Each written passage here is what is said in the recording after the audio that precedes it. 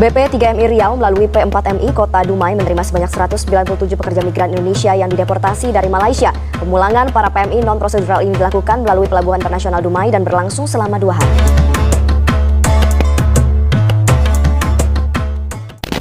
Pemerintah Malaysia kembali mendeportasi ratusan tenaga kerja Indonesia, sebuah langkah yang langsung mengguncang perhatian banyak pihak.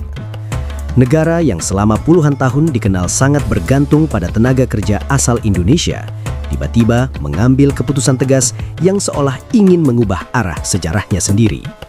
Deportasi dilakukan melalui jalur Tanjung Pinang menuju Pelawan, Riau, dan diumumkan dengan penuh keyakinan. Di permukaan, keputusan ini terlihat sebagai simbol kemandirian, sebuah pernyataan bahwa Malaysia mampu berdiri di atas kaki sendiri tanpa bergantung pada tenaga kerja asing. Narasi yang dibangun terdengar kuat dan meyakinkan. Pemerintah Malaysia ingin menunjukkan kepada dunia bahwa mereka sedang memasuki fase baru, fase di mana tenaga kerja lokal menjadi tulang punggung utama ekonomi nasional. Sebuah visi yang tampak ideal, bahkan terkesan ambisius. Di atas kertas, langkah ini terlihat seperti strategi yang matang, penuh perhitungan, dan berorientasi jangka panjang. Namun, seperti banyak kebijakan besar lainnya, realitas di lapangan seringkali memiliki cerita yang berbeda. Perlahan tapi pasti, dampak dari keputusan ini mulai terasa. Apa yang awalnya dipandang sebagai langkah berani mulai berubah menjadi sumber persoalan yang tidak kecil. Sektor-sektor yang selama ini berjalan stabil kini menunjukkan tanda-tanda ketidakseimbangan. Kekosongan tenaga kerja menjadi masalah utama yang tidak bisa diselesaikan dalam waktu singkat. Harapan bahwa pekerja lokal akan segera mengisi posisi yang ditinggalkan ternyata tidak berjalan sesuai rencana. Selama bertahun-tahun, tenaga kerja Indonesia telah menjadi bagian penting dari mesin ekonomi Malaysia.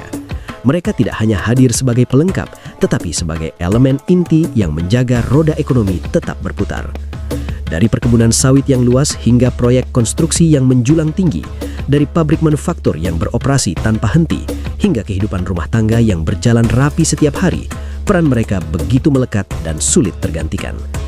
Tenaga kerja Indonesia dikenal memiliki karakter yang kuat. Mereka ulek, disiplin, dan mampu bertahan dalam kondisi kerja yang berat. Banyak pekerjaan yang dianggap terlalu keras atau kurang menarik bagi pekerja lokal justru menjadi bidang yang dikuasai oleh tenaga kerja Indonesia. Inilah yang membuat mereka bukan hanya sekedar pekerja, tetapi bagian dari sistem yang sudah terbentuk selama puluhan tahun. Ketika pintu itu tiba-tiba ditutup, dampaknya tidak bisa dihindari. Kekosongan yang ditinggalkan tidak mudah diisi. Pemerintah Malaysia mencoba mencari alternatif dengan mendatangkan pekerja dari negara lain, seperti Bangladesh, Nepal, atau Myanmar. Namun perbedaan kualitas, pengalaman, dan kemampuan adaptasi mulai terlihat. Tidak semua pekerja baru mampu memenuhi standar yang selama ini dijaga. Di sisi lain, pekerja lokal juga tidak sepenuhnya tertarik untuk mengambil alih peran tersebut. Banyak dari mereka lebih memilih pekerjaan di sektor jasa atau pekerjaan kantoran yang dianggap lebih nyaman. Pekerjaan di bawah terik matahari, di lokasi terpencil, atau dengan beban fisik tinggi tetap kurang diminati. Akibatnya, sektor-sektor vital mulai mengalami gangguan. Sektor konstruksi menjadi salah satu yang paling terdampak. Proyek-proyek besar yang sebelumnya berjalan sesuai jadwal kini mulai melambat. Gedung-gedung tinggi yang seharusnya menjadi simbol kemajuan berdiri dalam kondisi setengah jadi. Jalan tol yang dijanjikan belum juga rampung. Para kontraktor mulai menghadapi kerugian yang tidak sedikit. Keterlambatan proyek tidak hanya berdampak pada perusahaan, tetapi juga pada pemerintah yang harus menghadapi tekanan dari publik. Dalam dunia bisnis, waktu adalah segalanya. Setiap keterlambatan memiliki konsekuensi yang nyata. Kepercayaan investor mulai terganggu ketika proyek-proyek besar tidak berjalan sesuai rencana. Ketidakpastian mulai muncul dan ini menjadi sinyal yang tidak baik bagi iklim investasi. Tidak hanya konstruksi, sektor perkebunan sawit yang menjadi salah satu andalan ekspor Malaysia juga ikut terguncang. Selama ini tenaga kerja Indonesia dikenal mampu bertahan dalam kondisi kerja yang berat di perkebunan yang luas dan seringkali terpencil. Mereka memiliki pengalaman dan ketahanan yang tidak mudah digantikan. Ketika tenaga tersebut tidak lagi tersedia, proses panen menjadi terganggu. Banyak pekerja pengganti yang tidak mampu bertahan lama. Sebagian memilih berhenti di tengah jalan, meninggalkan pekerjaan sebelum masa panen selesai. Akibatnya, buah sawit yang seharusnya dipanen tepat waktu menjadi terlambat, kualitas menurun, dan potensi keuntungan ikut merosot. Kerugian yang terjadi tidak kecil. Dalam skala industri, dampaknya bisa mencapai miliaran ringgit. Ini bukan hanya soal angka, tetapi juga menyangkut stabilitas ekonomi. Sektor sawit yang selama ini menjadi salah satu sumber devisa utama, kini menghadapi tekanan yang serius. Industri manufaktur pun tidak luput dari dampak kebijakan ini. Pabrik-pabrik yang sebelumnya berjalan dengan ritme stabil, kini harus beradaptasi dengan kondisi baru. Kekurangan tenaga kerja terampil membuat proses produksi terganggu. Mesin-mesin yang seharusnya beroperasi secara maksimal tidak dapat dimanfaatkan sepenuhnya. Perusahaan harus mengeluarkan biaya tambahan untuk merekrut dan melatih pekerja baru. Namun, pelatihan membutuhkan waktu dan hasilnya tidak selalu sesuai harapan. Sementara itu, permintaan pasar internasional tetap tinggi. Ketika perusahaan tidak mampu memenuhi permintaan tersebut, reputasi mereka mulai dipertanyakan. Dalam situasi seperti ini, kekhawatiran mulai muncul di kalangan pelaku usaha.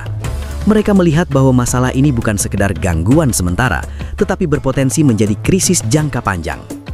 Biaya produksi meningkat, sementara hasil tidak maksimal.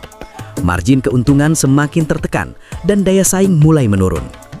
Investor pun mulai berpikir ulang. Malaysia yang selama ini dikenal sebagai salah satu destinasi investasi yang stabil di kawasan Asia Tenggara, kini menghadapi tantangan baru. Ketidakpastian dalam ketersediaan tenaga kerja menjadi faktor yang tidak bisa diabaikan.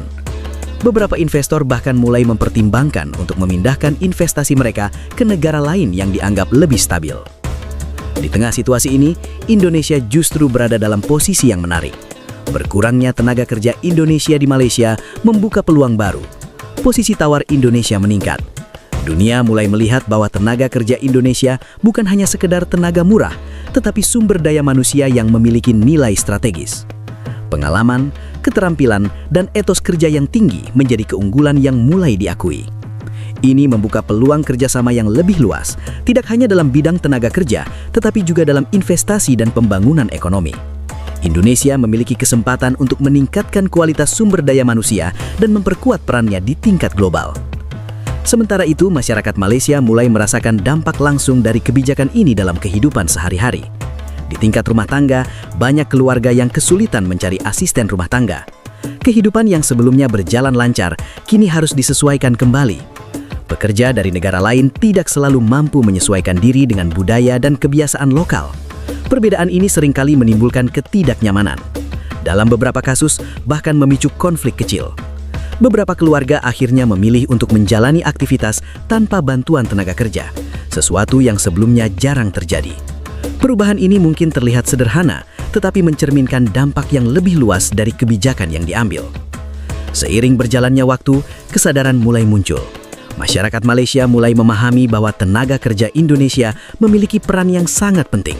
Mereka bukan hanya pekerja, tetapi bagian dari sistem yang selama ini menopang kehidupan sehari-hari. Dari sektor ekonomi hingga rumah tangga, kontribusi mereka begitu besar. Namun kesadaran ini datang setelah dampak negatif mulai dirasakan. Kerugian ekonomi, gangguan sosial, dan menurunnya kepercayaan investor menjadi konsekuensi yang harus dihadapi. Para pakar ekonomi mulai angkat bicara, menyebut langkah ini sebagai kesalahan strategis. Mereka menilai bahwa mengurangi ketergantungan pada tenaga kerja asing bukanlah hal yang salah. Namun langkah tersebut seharusnya dilakukan secara bertahap dan terencana. Menghilangkan tenaga kerja berpengalaman dalam waktu singkat tanpa persiapan yang matang justru menciptakan masalah baru yang lebih kompleks. Di sisi lain, Indonesia kini berada dalam momentum penting. Dunia mulai melihat potensi yang selama ini mungkin terabaikan. Tenaga kerja Indonesia tidak lagi dipandang sebelah mata. Mereka adalah aset yang memiliki nilai tinggi. Apa yang terjadi saat ini menjadi pelajaran berharga tentang bagaimana sebuah kebijakan dapat membawa dampak yang luas dan kompleks. Malaysia yang selama ini merasa berada di posisi kuat, kini harus menghadapi realitas baru yang penuh tantangan. Sementara Indonesia menunjukkan bahwa mereka memiliki peran yang tidak bisa diabaikan. Pertanyaannya kini menjadi semakin menarik. Apakah Malaysia akan mengakui bahwa keputusan ini perlu diperbaiki, ataukah mereka akan tetap bertahan dengan kebijakan tersebut meskipun harus menghadapi konsekuensi yang tidak ringan?